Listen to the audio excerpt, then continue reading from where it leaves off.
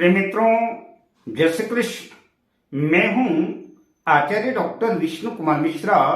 का निर्णय पर मैं आपका बहुत बहुत अभिनंदन करता हूं, आपका स्वागत करता हूं।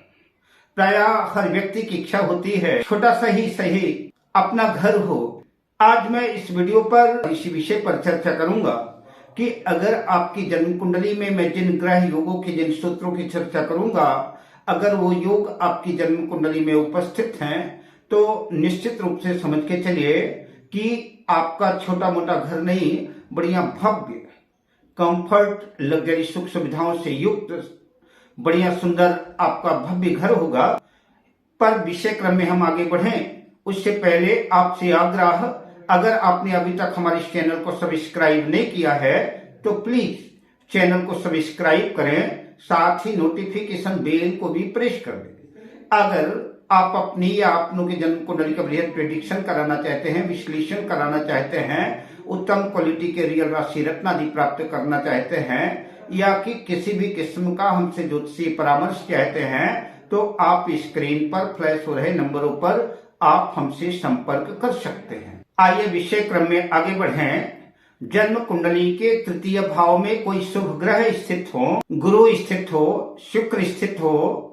बुध स्थित हो, या कि शुक्ल पक्ष का चंद्र स्थित हो, और जन्म कुंडली के चतुर्थ भाव का स्वामी केंद्र या त्रिकोण भाव या कि एकादश भाव में लाभ भाव में स्थित हो, अपने उच्च राशि या सुराशि में हो तो सर्वोत्तम योग बनेगा। ऐसा योग सही आपकी जन्म कुंडली में निर्मित है तो निश्चित रूप से आपका बढ़िया भव्य सुंदर दर्शनी शानदार लग्जरी भवन होगा।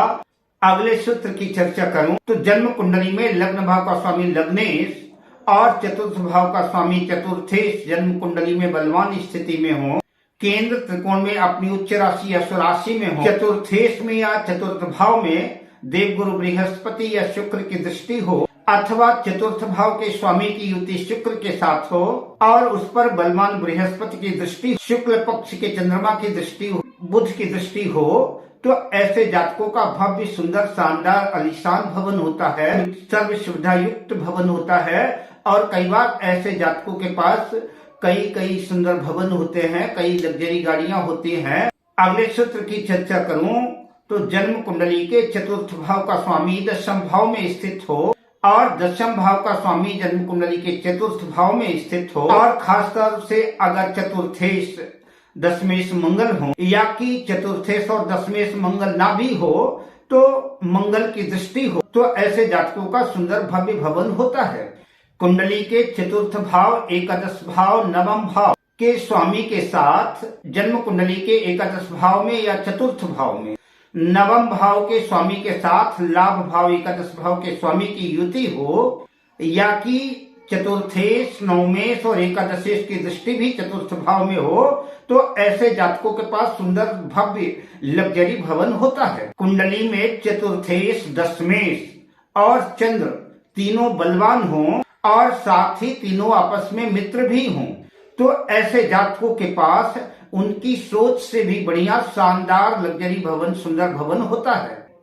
अब मैं आपसे लेता हूं विदा, शुभकामनाओं के साथ। जय श्री कृष्ण।